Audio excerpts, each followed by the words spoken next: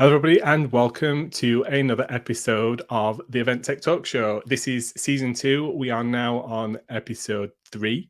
If you've missed episode 1, where we talk about why you should host a podcast, why you should create a podcast as part of your business or event strategy, please go and check out that. We had some great speakers on there. We had Caleb Parker from Bold, Jason Allen Scott from Copus, and Matt Coyne from Waves. Episode 2 was how to host and create engaging virtual events. Still very much the hot topic of the moment. Lots of people still producing virtual events while in-person events are coming back. We had 2 great guests on there as part of that session. So go and check out that. On today's podcast, I'm joined by Joel Olandeska from SOS Web IR, and Joel is joining me all the way from Calgary. Joel, welcome to today's episode. Thanks, Adam. Thanks for having me on. No, thank you very much. What time is there? Because it's late in the day for me. It's like 3 p.m. here in the UK, so it's early morning for you. Here it's a little bit after 8. Okay, that's not too bad then. Have you had your morning coffee? I actually have it in hand right now. There we go. Had the important stuff. I think I can't do coffee at this time, otherwise that's it. I'm awake all your time. And I was hearing that the weather's quite cold where you are. Oh, it is crazy cold here right now. I'm trying to stay warm with this cup of coffee. It's well, for those that are in Celsius, it's minus 25 plus wind chill. So with wind chill, I think it's feeling like well below minus 30 something. So it's been a cold couple few days, I guess. What's your top tip for keeping warm then in Calgary if anybody's visiting this time of year? Stay inside. Stay inside. Don't, if you can stay inside. Well, Joel, I brought you on today because we're going to be discussing the wonderful world of augmented reality, what that means for the events industry, how it's being utilized, and how you're working with customers already to integrate AR activations within their events, and maybe what a bit of the future holds. But before we get into that, I'd really love to ask you some quick fire questions. This is something I've kind of introduced in this latest season, just as a way to kind of get a sense of who you are and how you're placed in the world. So, My first question to you: Android or iOS? iOS. Big Mac fanboy? I wouldn't say I'm a fanboy, but I've been using Mac since the Apple IIe. Oh wow, okay. I'm an OG when it comes to Apple, I say. Have you still got any of the old like iPhones or iPods or anything kicking around? Have you kept any of it? Because they're worth some money right now, right? Well, we keep them because of the nature of what we do. We got to test back to a certain point, and that's why we have to keep as many old devices as possible. Yeah, make sure everything's compatible, right, with all the iterations and things. Yeah, something most people don't think about. Okay, second question: virtual or in person? Oh, it's a tough one. In person for sure. Mm-hmm. In person. Virtual if needed, but definitely in person. See, the political answer would have been hybrid right there. Right, but it would have been. That's not true. I'm an in-person guy, right? This is where I've been. This is how I got into the events industry. It was all about in-person. I see the virtues. That's right. I see the benefits of virtual, but my heart will always be in kind of meeting people face-to-face and connecting with them. But it'd be interesting to see how that changes. Maybe people's opinions change over time. I think I might know the answer to this one, but cocktails or coffee? Oh, see, I would say coffee. Mm-hmm. Yeah. Mm-hmm. Yeah, coffee for sure. Have you ever had a coffee cocktail? Oh, many times. See, that's the perfect blend there. That's when you can have coffee later on in the evening, right? Because it's like, hey, it's a beverage. We could call that a hybrid, couldn't we? We could, yeah, the hybrid drink. Drink. And my last question, this one does require a little bit more thought. If you could bring back one dead celebrity or person and spend the day with that person, who would it be? Wasn't expecting this one. That's a deep one for this time for me, for the morning. Geez. I don't even know. I can come back to that at the end. We can come Let's back come to that. back to that at the end. Maybe Yeah. I'll be able Okay. to think of some. I should have given you a heads up on that Tough one because one. that one does take a while. That's a very tough one. All right, Joel, give us a little bit of, how did you get started in the industry? Like, how did you first end up in events? Yeah. So I'm an entrepreneur at heart, and I would say I fell into the events industry, and that's mainly because when we started SOS 8 years ago, we didn't know exactly where it fell until I started to speak with a number of individuals that I know who are already in the events industry at that time. Um, but I'll tell you, like once we figured out where we fit as an event supplier, as an event vendor company, uh, we went right into it, and so that's how I got started in the events industry, was really out of a personal need. So attending events back in the day, when I worked a corporate role, and attending conferences and trade shows and having to travel and whatnot, and that's really where SOS was born. Was there was an idea that came up while I was at these events, not being able to charge my phone whenever I needed to, um, and not being able to charge my phone easily. And that's where SOS Charging Solutions, the base of our company, that's what's been around for the 8 years. That's where that started. And then over time, I got really involved in terms of volunteering. So I'm also a volunteer with the International Live Events Association. So at the local level, I came in as sort of a subcommittee, worked my way through a number of different roles. I was president of the Calgary chapter 2018-2019, and I currently sit as the chair of ILEA Canada. So that's my volunteer slash full time role, if you want to call it that. And then we sort of have a pre-pandemic, post-pandemic story now because of SOS Web AR. SOS Web AR came about, I would say, even like a few years ago, like pre-pandemic. We started to look at ways to level up the branding on our charging stations, and that's when I started to do a bit of digging into augmented reality. And when I was looking at it at that time, there were a number of hurdles that we kept running into in terms of how to deploy it and how to get it running and how to get attendees at events onto AR. And then, of course, the pandemic hit, and that put a stop to anything physical happening. So our mobile device charging side of the company came to a full halt, and then we were able to bring a lot of time and effort into moving the augmented reality part of our business, and that's where SOS WebAR was really born. It became its own thing once we really dug into it a bit more and start to figure out where it fit in the market, how it could be used by both sides of the event. So whether it's the organizers or the attendees, and here we are now. It's become this sort of this monster of a business in terms of being able to keep up with the demand, which is great. Really appreciate that side of it, but also trying to keep up with the technology because of how quickly that side of it is moving, right? Yeah, absolutely.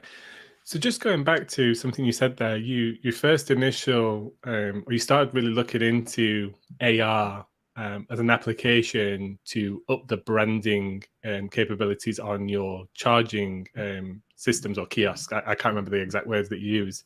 Mhm. Was that an element? Was that a way for attendees to engage with them or get extra information, or was it more like maybe this could be a sponsorship activation for event organizers in the way that they kind of sell or cover the costs of those hire and those solutions? Like, what was the idea behind Yeah, actually, that? everything you mentioned is where the ideas rolled around. So with our mobile device charging stations, they're tabletop, they're self-powered, they're not large kiosks or large tables or pieces of furniture.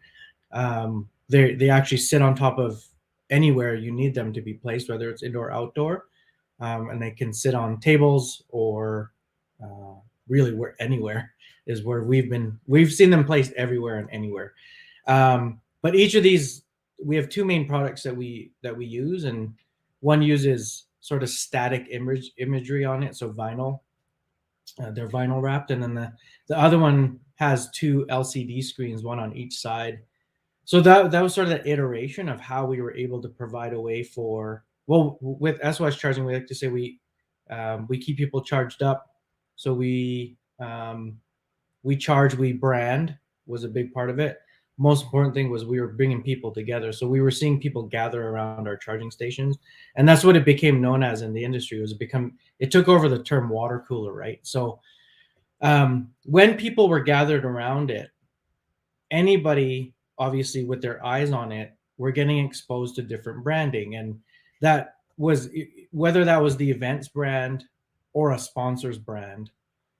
That's where the effect was coming in, right? So we were always looking at what was the next level in terms of being able to provide that branding for sponsors or for advertisers or even for the events, and also to enhance the event attendees experience. So I started to think, well, what if somebody was, plugging their phone in, chatting with someone, but at the same time they could make this charger come alive, or make a brand's logo come alive, or have a CEO pop out of it, sort of like Princess Leia style, using augmented reality. That's where my mind was going a few years ago. But again, like I said, we were running into a lot of hurdles back then, compared to how we can deploy AR now. So what's changed then since then? Is the technology or the systems that you use to be able to build these AR experiences, has they come down in production costs, or has the technology got more accessible? Like what's made that difference between when you first started out and it'd be quite challenging to what I hear, like quite an amazingly successful business now in a short space of time, relatively. Yeah, I keep mentioning the word hurdle, and to us, the largest hurdle is an app. So app-based augmented reality, to us, we consider that a hurdle. Reason being, if you can imagine, if you attend Event Tech Live, for example, and you see one of our charging stations and you say, oh, cool, there's augmented reality on here, but then there's a very small piece of wording that says, but first you have to download the app. You have to download SOS's app in order to experience Adam coming out and saying hi to everybody. I'm going to think two things. I'm going to say, no, thank you. It's okay, because I know what's going to happen if I download an app and use it once, right? It's going to stay on my phone for years till I get my new phone. And then it's just bogging down memory and all this stuff. And then later on, I'll see it and I'll be like, well, okay, I'm going to make it jiggle and then disappear. But that might not be for a while, because I'm like that. I'm sort of a hoarder of apps on my devices. It takes forever for me to get rid of them.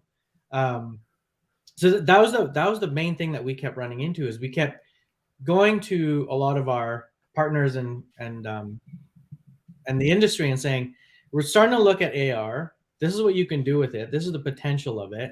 They're saying that's cool, but right. So they were on the same page as us. As the app is a huge hurdle. Not only that, but in terms of cost of having to build an app and maintain an app, and that's just the app itself. And then when you have to create all the augmented reality content to put into that app, it just kept, like, the hurdles just kept getting higher and higher. It started to become like, it was like a pole vault event all of a sudden, rather than hurdles, right? So so we're having to face that part of it. But then in the summer of 2019, mid 2019, web-based augmented reality came up. So that's why in our name it specifically says web ARs, because everything that you see activated by SOS on the augmented reality end is web-based. So you're literally scanning an app or tapping on a link,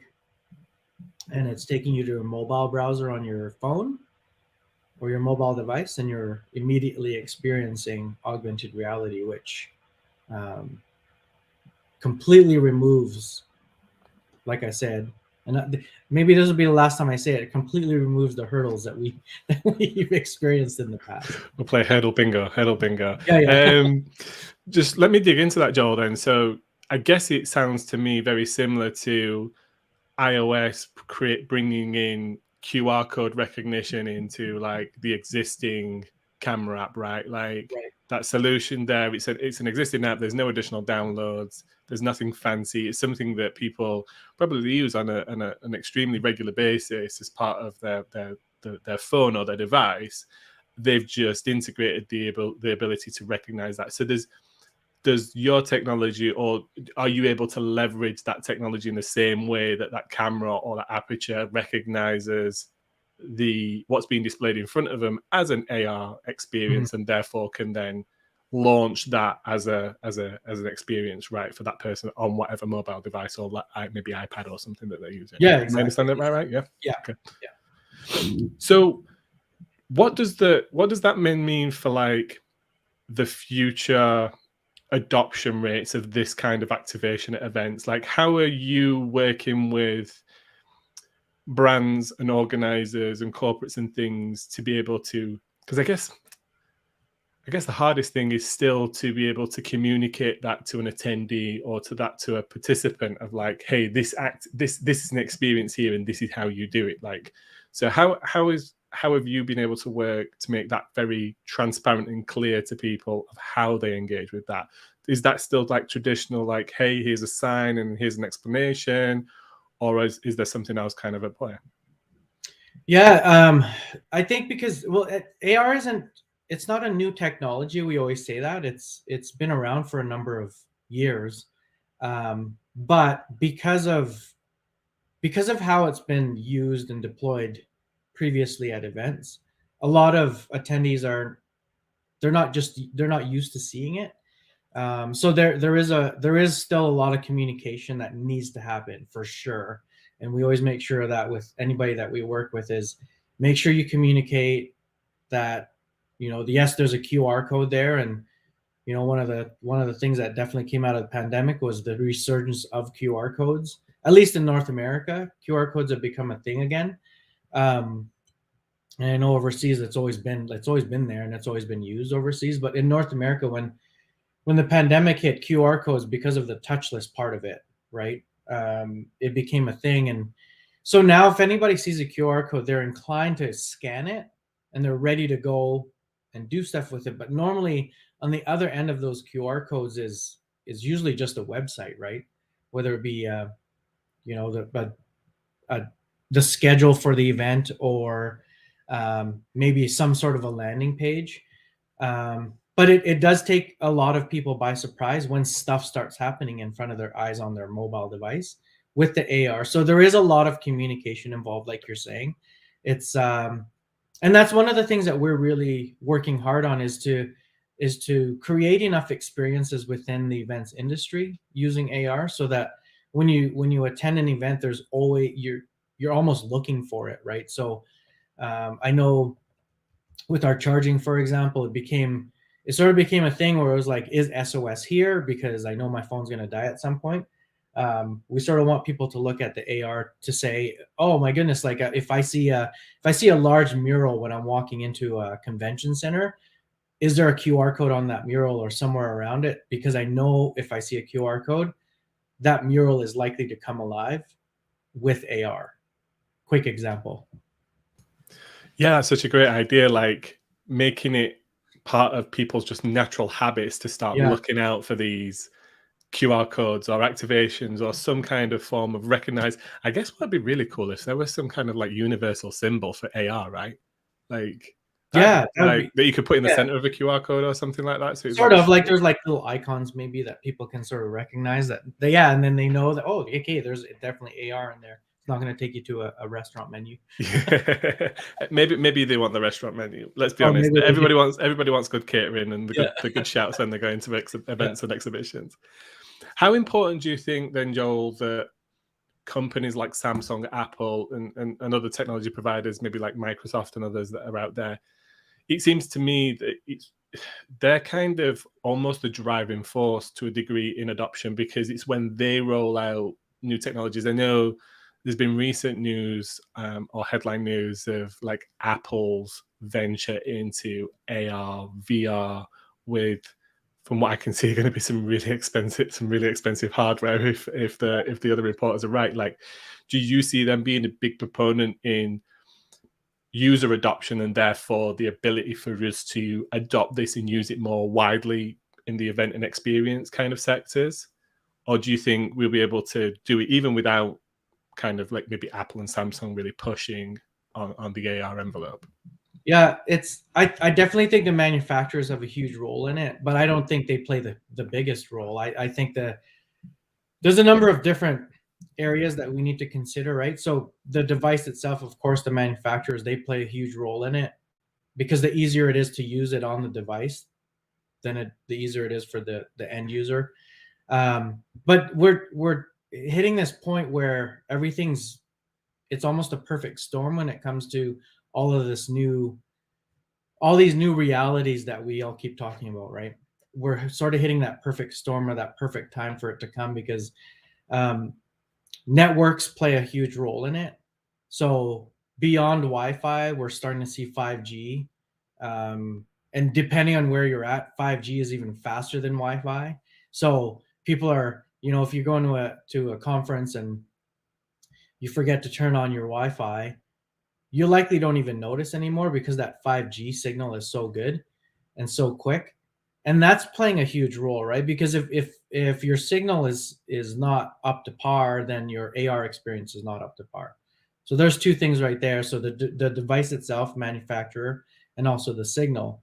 But I think we play a bigger role in that too, is in terms of event professionals. So if we want anybody to feel um, if we want them to feel very comfortable with the different things that we're rolling out, such as augmented reality, we need to be able to present it in a way that's nice and simple. And that's one thing that we pride ourselves on, or one thing that we're very proud of at SOS, is we have the ability to take very complicated, seemingly complicated technologies like augmented reality, um, and we simplify it down for the end user and also for everybody that we get to work with, so that they can look at it and say, okay, I thought we had to spend huge budgets on this, and I thought we had to figure out how to code augmented reality, and then on the end users end, we thought they had to do this, that to experience it. Whereas just over the past couple of years of experiencing, we've really simplified it down and really boiled it down to a point where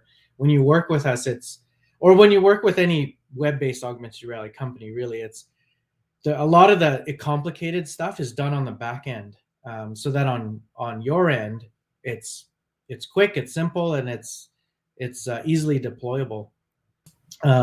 So going back to your original question, like I said, it's sort of a trifecta, right? So you've got the manufacturers of the devices themselves that we're using, that we all have. There's like everybody has one of these in their pocket or next to them on their desk. Why not take advantage of that technology? The networks are becoming more and more quicker and better. And then, of course, the event side of it, or the marketing side, right? So because it's huge for the marketing industry as well. Yeah, absolutely. I think for me, the way that I see AR, and it's interesting at the moment because there's lots and lots of news about like things like Meta and the metaverse and that being the next destination. But as I see it, people need kind of like, I would imagine, or my opinion is that lots of people will need a bridge, something to get them into that next destination, that next realm of Yeah. reality. Yeah. And I think AR seems to be that gateway. It seems to be that it will be that layer of experience and things that don't exist in reality but layered upon top of reality, so they get a sense of what is possible. And I think for many people that will be how they end up then fully getting involved in virtual reality in terms of So immersive true. experience Yeah. or gaming or things like that, Yeah. because we're taking them on a small journey, aren't we? We're going like, you currently exist, and maybe we give them utility. It's like here's a cool experience of a trade show, or here's a cool experience in TGI Fridays because they have an AR experience for the kids now every time they have a meal or something like that, and that's part of the experience of going for dinner or lunch with your family, is the kids get entertained as well. And as more and more of that happens, then people will be like, okay, maybe virtual reality is not so scary because Yeah. it's just more of this, rather than it feeling, I think for a lot of people, like personally for my wife, asking her to go and jump into virtual reality, I might as well ask her to jump off a cliff. It would be that Yeah, alien to her. yeah, So yeah, I see it really as a massive gateway, and I think as technology does empower us as individual users, yeah. it'll become more apparent and it'll become more socially acceptable.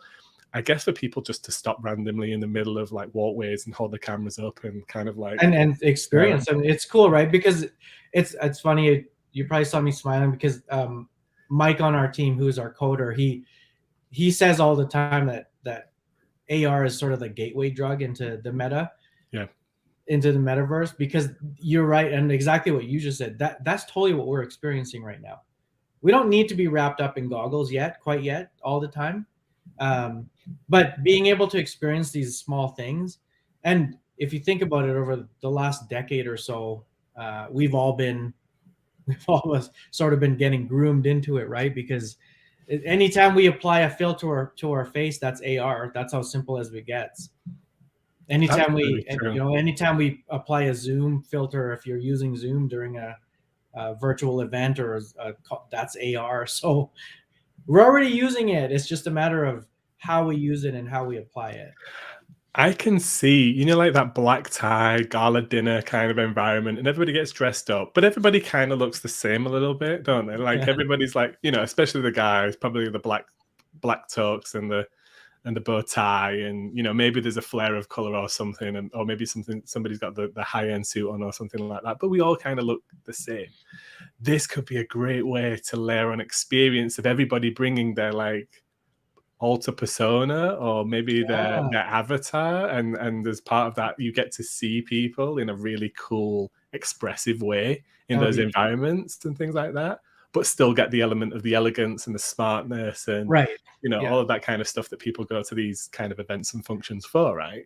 Like totally. that would be such a cool engaging way to be able for my attendees to create like a little persona for that event, and people can kind of tune in and out of the AR experience as they're kind of coming into it and out of it and stuff. I think that would be cool. I That's think what I that'd be like about it is it's all the ideas obviously that you have, that anybody has, really the potential that you can get with AR. But the ability to turn it on and off when you choose to, because even right now when we work with anybody, a lot of the activations that we do, they don't last more than 60 seconds, and there's a reason for that, right? There's that sort of that sweet spot where you want somebody to experience something really cool, something effective. You're fulfilling business objectives with the augmented reality. You don't want them on there for 5 minutes. Like a 60-second activation can do way more, um, when somebody either walks into an event or even virtual right now. And there's I could talk about this for a while, but there's like that bridge between how AR can be used effectively, but in hybrid situations, and how you can tie the audience that way. So we've been talking to a lot of um, planners and producers, and they're saying we're trying to figure out how to keep the virtual audience engaged at the same time as the live audience, and that can play a huge role in that. And we've seen it in a number of examples now, where you can have the same experience played out whether you're at home or at the event itself, and it's like I said, it's a very effective way of tying those two audiences together.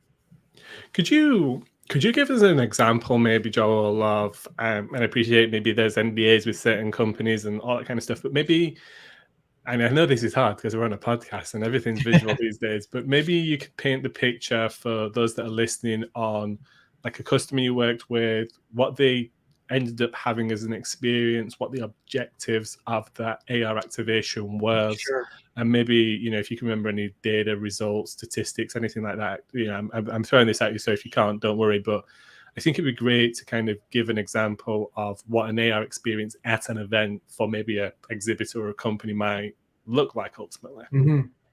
Yeah, I can give you one event, and I'm using this one because it does both the sort of the pre, during, post event journey for attendees. So we worked with we got to work with Tourism Calgary back in October, um, for an event in Toronto for CME Expo, and I always give props to TC for what they did, because they were trying to think of ways to really enhance the experience for attendees at their booth that were coming by at the trade show. So they they started to explore augmented reality, and that's when they came to us to work with them on sort of building that booth out. So they had a huge booth. It was a 30 by 30, so massive, right, in terms of space at a trade show. So they the first thing they did was they came to us and they said, we have this watercolor silhouette of downtown Calgary with mountains in the background. So if you're familiar with Calgary, we're very close to the mountains. It plays a huge role in tourism around here. Our downtown plays a huge role. The whole city does, obviously, but they wanted this image to come alive using AR, and they basically said, what can we do with that? And we said, well, we can make this happen. And they said, perfect, that's good. They gave us, I'm really shortening the timelines and story around here, but they gave us a good amount of creative freedom around what to do with this. But what they ended up doing was they took this image and they blew it up to be a 20-foot by 8-foot background to their trade show booth.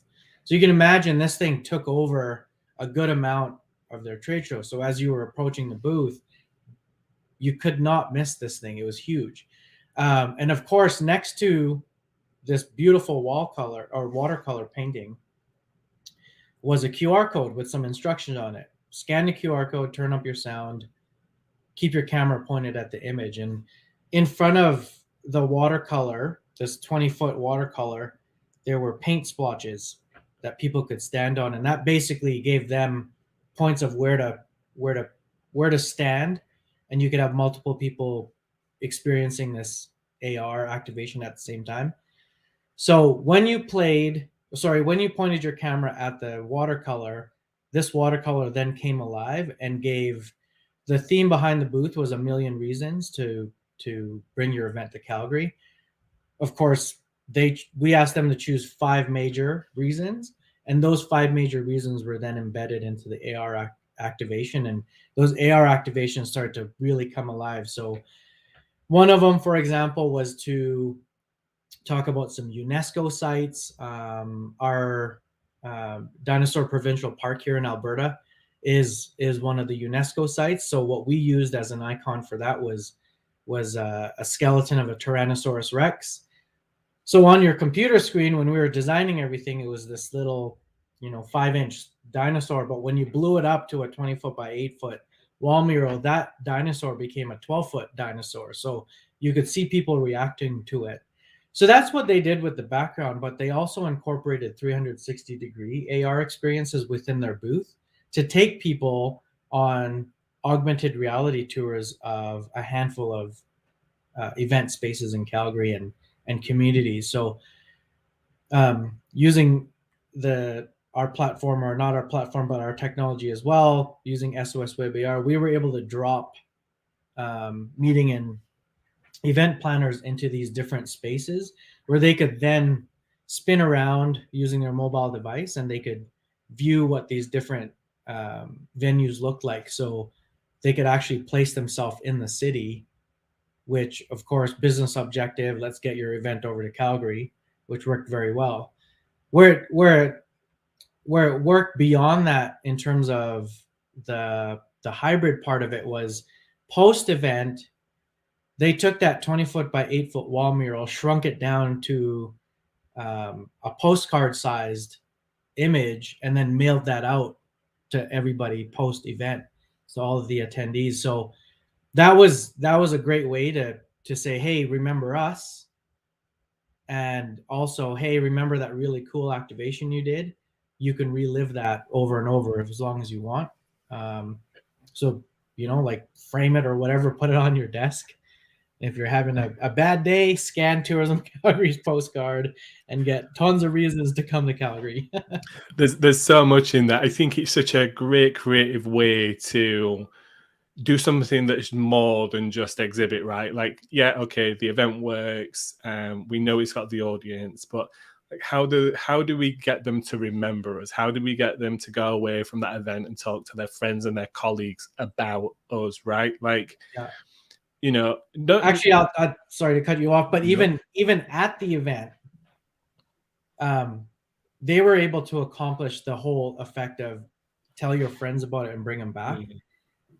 So we were witnessing people scan, go through the experience, chat with a bit with the team, with the TC team, and then run off, grab a couple of friends, bring them back to the booth to experience it with them.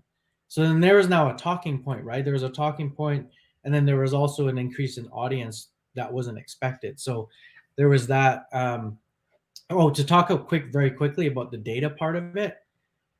Anything that's activated, obviously with augmented reality, I think that there's analytics getting tracked on the back end.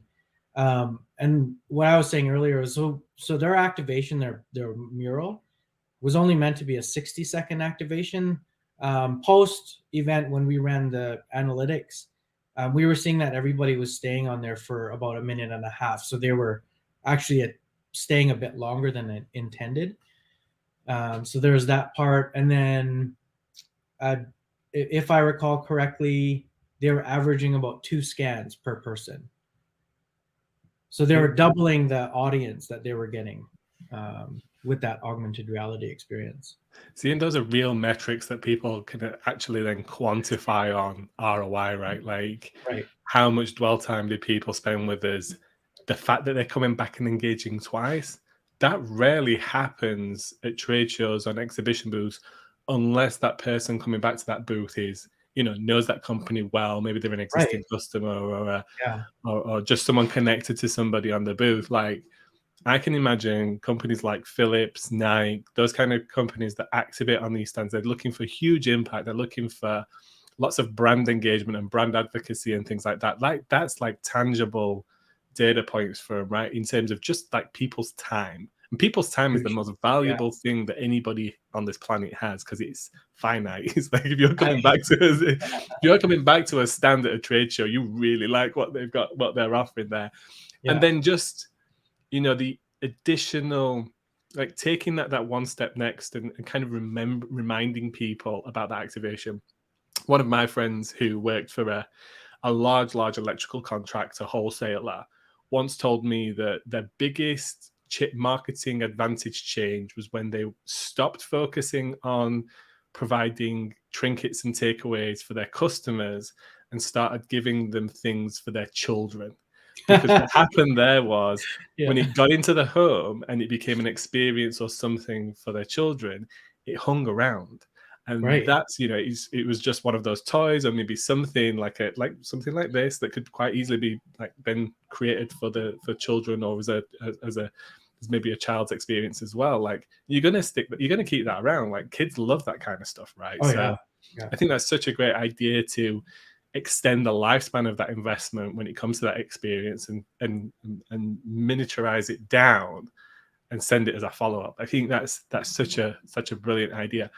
Joel, do you imagine that this will become kind of one of those ubiquitous things at events for companies that are exhibiting on scale, that they'll incorporate these kind of experiences within their build, within their activation, just to get the maximum value out of that audience?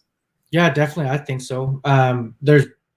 It's just the very cool thing about AR is you can deploy it using, a small device. You don't have to put a 60-inch, 80-inch TV in your booth, for example. Um, that's one thing, and then obviously like the I think I mentioned it earlier, like the stuff you can imagine with AR, because it's overlaying computer graphics onto the real world. Anything that can be built, graphically, can be done. Um, if somebody says, "Can I take my character? Can I take Adam and turn him into a metaverse-looking avatar, and have Adam now pop out of the floor in front of me when I enter the conference hall? Can that be done?" Quick answer: yes, it can be done. Right. So anything that you sort of imagine in terms of taking an attendee through that journey through that event, it can be it can be used in a number of different, and you can use it all throughout, right? Like, and we always say, and there's always that, because it's such a cool tool, because it's such a neat technology. Everybody always just starts to think, okay, let's do something really fun, and but we always we sometimes need to, take people a few steps back and say, okay, let's talk business objectives, and let's talk about, you know, what you're also presenting to me, or what we're also talking about, can be easily just done via a website. So do you really need AR in that case, right? AR doesn't need to be used for every single thing that we can think of, even though that would be neat. But really, at the end of the day, we still want it to be, to a degree, a specific experience within that attendee's experience, or some marketing campaign, whatever it may be.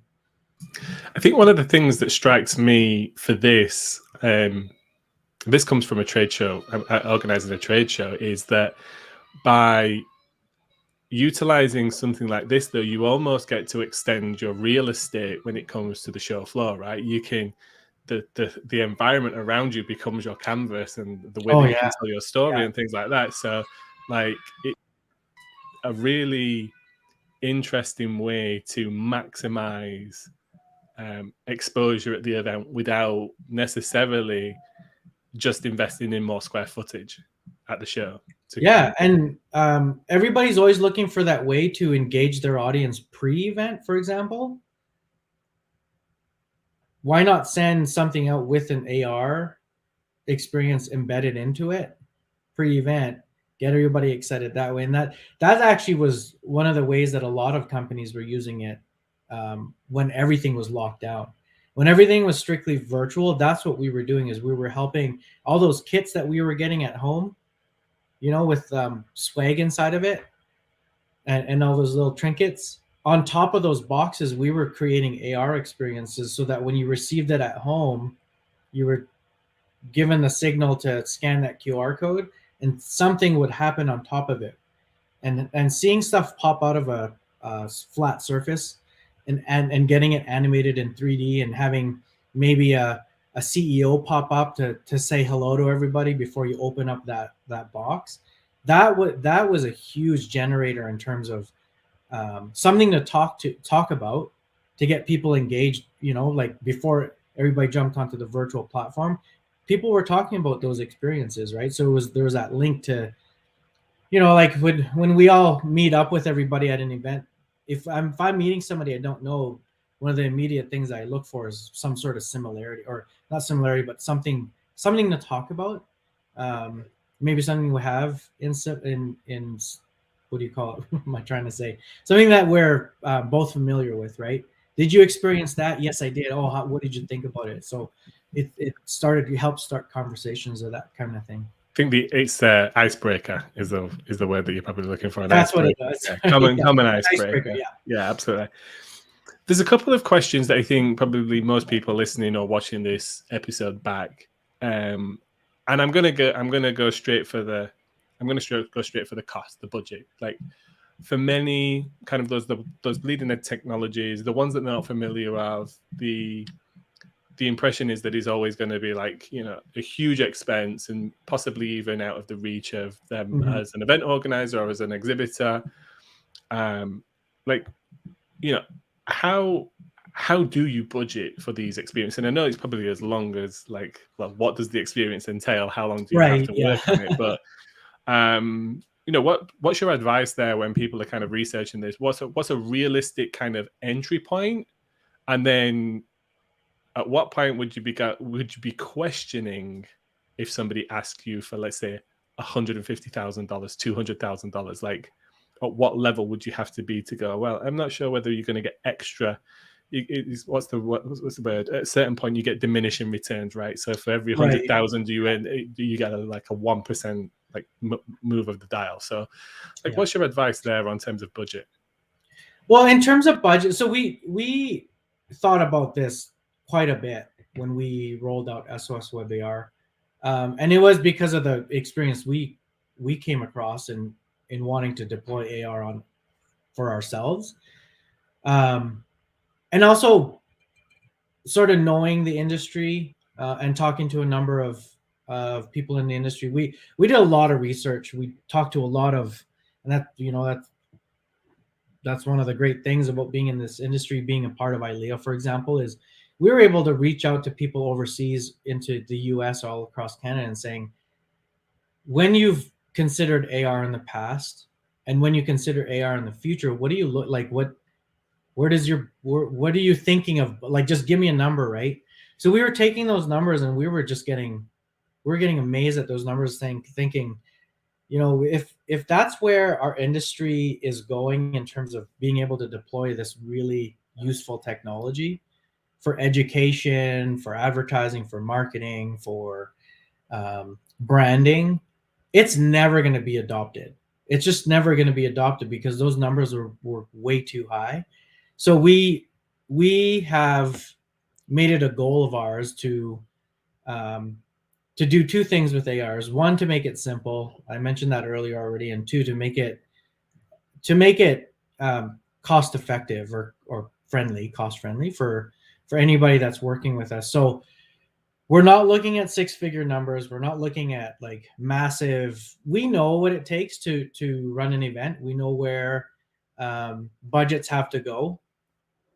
We know what is involved in taking an event attendee from point A to point Z at that event. We don't need to look at AR as one of those things that's going to take up that majority of that budget. So we're when anybody comes to us and says, what is this going to cost, you without going into details, just because I don't know what those things, like, without going into specific like project details, it's I can tell you it's totally in line with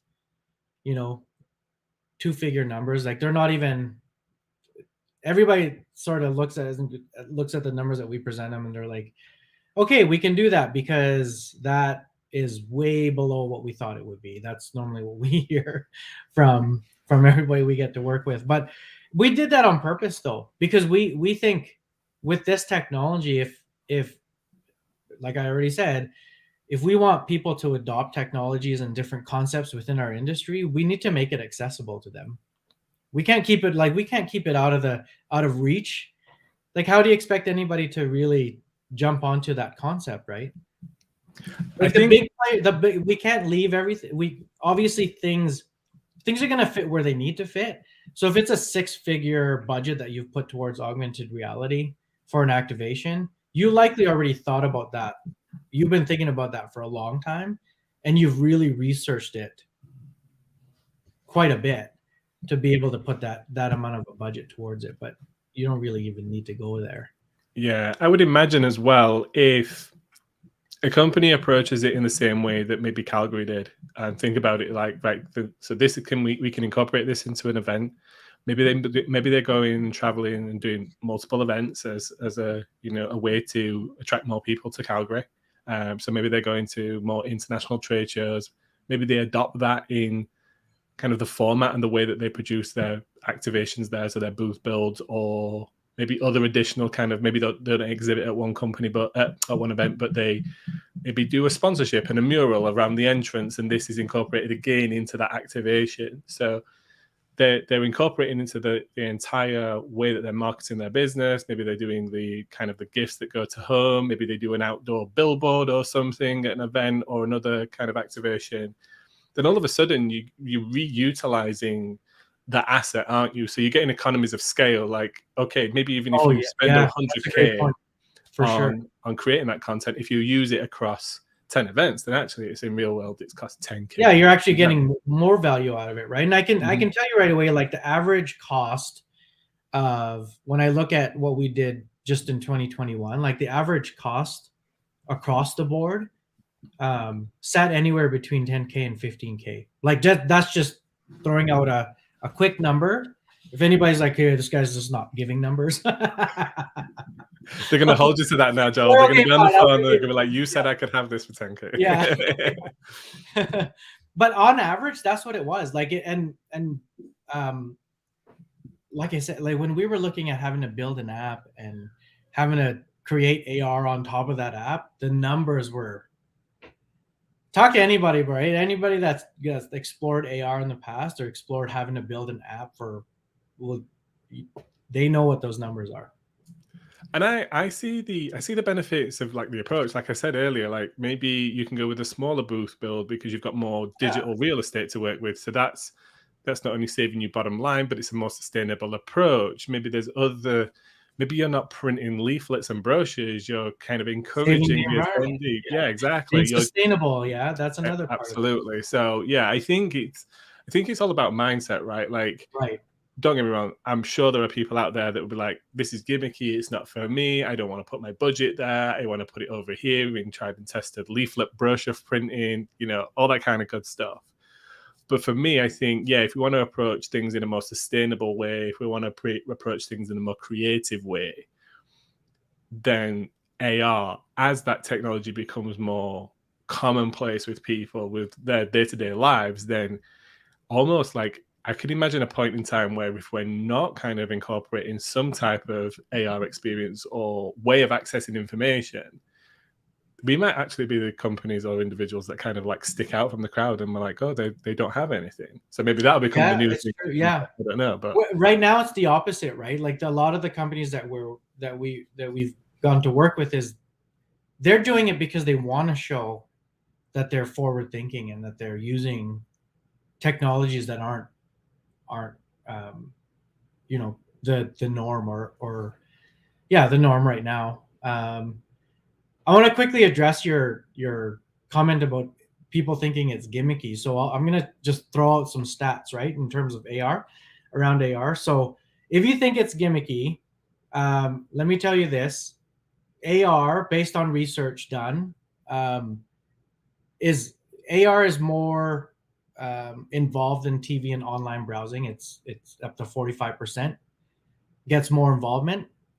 The next stat that I'm going to give you is the kicker in my opinion. So you get an up to a 70% uplift in memory encoding, or 70% uplift in the ability for somebody to recall information the first time when you're incorporating AR.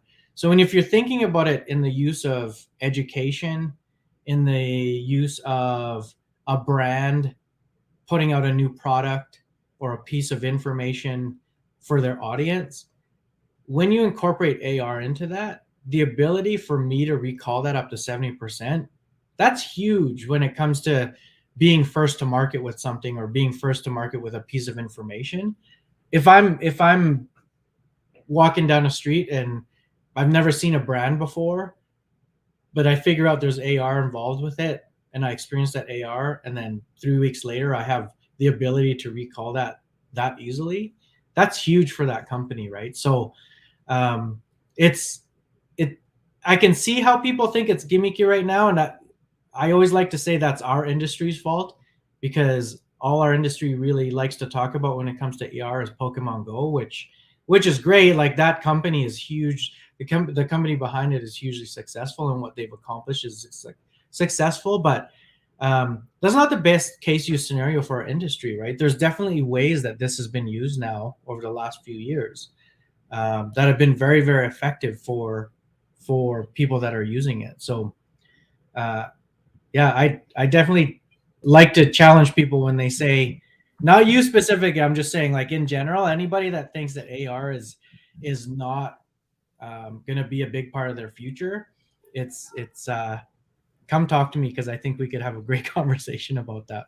I have to agree with you. I think AR will be such a normal part of life within the next decade. It will become, you mentioned it earlier, like in different regions, if we look over to like the APAC region, the QR code is like everywhere, right? Isn't it? Yeah. You access information, menus, tickets, you pay for things, all the, like, it's been fully adopted. At the end of the day, companies like Apple, Samsung, others, they are integrating these as feature sets, as reasons to buy their products, because of the way that, look at AR WebKit and things like that. And if Right. anybody's listening to this that doesn't know what AR WebKit is, it's Apple's kind of proprietary kind of development platform for you to be able to create AR experiences and things like that on. but they're fundamentally incorporating that into their technology because they understand that this is the future of information access and experience across the globe, right? It will be it will almost be a universal language as the way that we take our devices and access content and information from the events or other things. Maybe when we go shopping, maybe when we buy a t-shirt that comes with an experience. That's the way that brands will engage their consumers, their audience, their brand advocates in the future. That's how the people will get rewarded, probably. And I see, we're talking. There's a lot of talk about things like crypto and NFTs, and that being the future of things. I think this is as going to be important, and I would almost edge my bets. Like, I'm a fan of crypto and NFTs and blockchain and So am all that I. kind of stuff. That's another episode that we can. Yeah, but if I was an investor, I would probably be investing more in the AR side of things because I think it's got more use cases more rapidly with a stronger adoption from people who already have iPhones and the S22 in their hands and all this kind of stuff. Right. So yeah. Before we go, Joel, where can people check out the Calgary experience? Is that something that they can kind of check out on their desktop with their phones and things like that? Is there a way for them to get that experience? We have you wouldn't be able to experience it, but there's a video of the experience on our Vimeo page. Awesome. Okay. And I could provide you with that link. We will link to that or embed this as part of the show notes on this podcast, because I think we're certainly talking about this, and hopefully lots of people are listening in, not necessarily always watching the video element. But if people can refer back to that and get a visual representation, sure. Joel's shown it me already, and it is so impressive, like what they've created for that excavation. I can totally see the advantage. And Joel, I guess from your perspective or the company, like where's the best place for people to reach out to you for kind of follow up, maybe questions, conversation? Maybe they want to kind of talk to you about maybe a AR experience for their event. Yeah, you can find us on all social, very active on Instagram. Our handle's at Take Charge SOS. And then you also find me and the company on LinkedIn. We're also quite active on there. It's sort of the two platforms that we like to live in, and of course my email and our website, which I'm sure you'll link to, right? Absolutely, mate. Yeah. Joel, thank you very much. I'd love to get back you on a future episode, maybe in the next season, see what you guys have been up to, see what other interesting developments have been in the AR world and specifically from the event space. For anybody watching or listening to this episode, please share, please give it a like, please rate us on the podcast. It really does help kind of share the content. And if you think you've got something interesting and you want to be a guest, or you've got some interest in event tech, or you want to be a guest and talking about kind of the future of event tech and what it means for our space, reach out to me. I'm also on Twitter at Punchtime Parry. You can find me on LinkedIn, Adam Parry. Super easy. Thanks again, Joel, and for everybody that's tuning in, thanks for listening right to the end. Definitely. Thanks for having me on, Adam.